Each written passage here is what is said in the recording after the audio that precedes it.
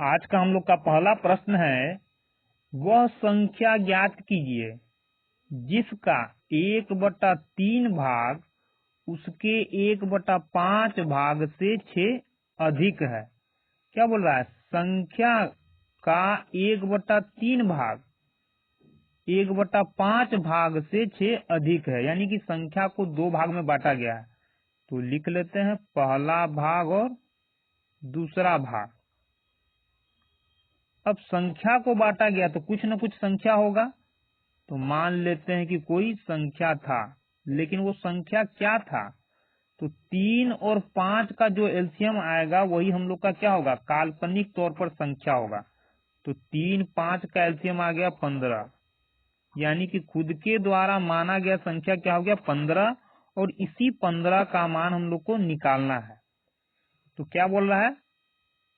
संख्या का 1/3 भाग बोल रहा है ना, संख्या ज्ञात कीजिए जिसका 1/3 भाग, यानी संख्या का 1/3, तो 15 का 1/3 कितना हो जाएगा? 3 से भाग देंगे, 3 5 15, उसके 1/5 भाग, यानी संख्या का 1/5, तो संख्या जो माने उसमें 5 से भाग देंगे, 5 तिया 15, संख्या का 1/5 3 आ गया, से 6 अधिक है कौन? 1/3 भाग उसके 1/5 भाग से 6 अधिक है, यानी कि 1/3 भाग का मान ये है और 1/5 भाग का मान ये है। तो ये जो है इससे कितना अधिक है? 2 अधिक है। लेकिन ये क्या बोल रहा है? बोल रहा है कि 6 अधिक है, यानी कह सकते हैं 2 का मान कितना? 6। तो 1 का मान कितना हो जाएगा? 2 एकम 2, 2 तिया 6, 1 का मान कितना आ गया? 3। अब 1 का मान 3 निकालना क्या हम लोग को? संख्या यानी 15 का मान। तो 1 का मान 3, तो 15 का मान कितना? 1 के मान से यानी 3 से गुना कर देंगे, आ जाएगा 45। तो संख्या क्या था? 45। हम लोग का आंसर हो जाएगा ऑप्शन नंबर बी, 45। हम लोग का अगला प्रश्न है, यदि किसी संख्या का 1/3 उस संख्या से 6 अधिक है तो संख्या ज्ञात कीजिए।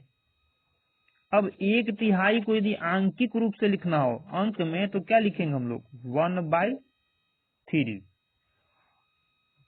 अब हम लोग प्रश्न को फिर से पढ़ेंगे। क्या बोल रहा? किसी संख्या का 1/3 उस संख्या यानी खुद संख्या से 6 अधिक है, यानी 2 भाग में बांटा गया, पहला भाग और दूसरा भाग। पहला भाग क्या? संख्या का 1/3, तो संख्या का 1/3 निकालेंगे कहाँ से?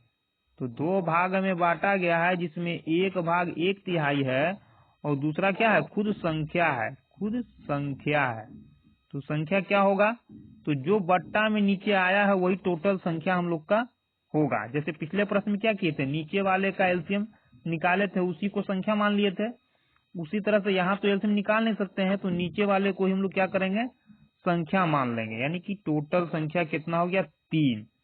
अब टोटल संख्या तो 3 आ गया, संख्या का 1/3 भी चाहिए, तो टोटल संख्या 3, तो 3 का 1/3 कितना हो जाएगा? 3 से 3 को भाग देंगे, आएगा 1, यानी संख्या का 1/3 1 हो गया। क्या बोला? 1/3 उस संख्या से 6 अधिक है, 1/3 का मान ये और संख्या ये, यानी कि 1 जो है 3 से कितना अधिक है पहले ये हम लोग निकालेंगे। तो 1 में से 3 को घटाएंगे, 1 में से 3 को घटाएंगे, कितना आएगा? -2। कितना आ गया? -2। लेकिन ये क्या बोल रहा है कि कितना अधिक है? 6। तो कह सकते हैं -2 का मान कितना? 6। अब सबसे पहला काम हम लोग का क्या रहेगा? इस माइनस को यहाँ से खत्म करना। यहाँ से खत्म करेंगे, आ जाएगा 6 के साथ। अब इसके बाद हम लोग 1 का मान निकालेंगे। तो 2 को काटेंगे, 2 एकम 2, 2 तिया 6, लेकिन ये 6 नहीं था, -6 था। तो 1 का मान कितना हो जाएगा? -3। निकालना क्या हम लोग को? संख्या। तो संख्या काल्पनिक तौर पर कितना है? 3। तो 1 का मान -3, तो 3 का मान कितना? 1 के मान से गुना कर देंगे, यानी -3 से गुना करेंगे, तो आ जाएगा -9। संख्या कितना था? -9। ऑप्शन नंबर डी हम लोग का आंसर हो जाएगा। हम लोग का अगला प्रश्न है, दो संख्याओं का योगफल 25 और गुणनफल कितना है? 136, तो उनके घनों का योगफल क्या होगा? गुणनफल जो है उसका हम लोग एलसीएम ज्ञात करेंगे और उसका ऐसा सेटिंग करेंगे, दो सेटिंग, जो कि जोड़ने पर क्या आ जाए 25। क्यों बोला? दो संख्याओं का योग 25 है, यानी कि जोड़ने पर क्या आना चाहिए 25 आना चाहिए और गुना करने पर कितना होना चाहिए 136। इसी को हम लोग सेट करेंगे। तो 2 छक 12, 2 आठे 16, फिर 2 तिया 6, 2 चौक 8, फिर काटेंगे 2 से 17 बार में, 2 दूना 4 दूना 8, ये हो गया हम लोग का 17। यानी गुना करेंगे तो कितना आएगा 136 और जोड़ देंगे तो कितना आ जाएगा 25। यानी दो संख्या हम लोग का कौन कौन था, एक 8 है और एक 17 है। क्या बोल रहा है? उनके घनों का योगफल, यानी कि 8 का क्यूब प्लस 17 का क्यूब क्या होगा? तो 8 का क्यूब कितना होता है हम लोग का? 8 का क्यूब 512 और 17 का क्यूब 49 13। 17 का क्यूब कितना होता है 49 13। जोड़ देंगे तो कितना आ जाएगा 2 3 5, 1 और 1 2, 9 और 5 14, एक इसमें जुड़ जाएगा तो हो जाएगा 5, यानी 5425। उनके घनों को जोड़ने के बाद योगफल कितना आ जाएगा 5425। तो हम लोग का आंसर क्या हो जाएगा? Option number A 5425। हम लोग का अगला प्रश्न है, दो संख्याओं का योग 40 है। कितना है? 40।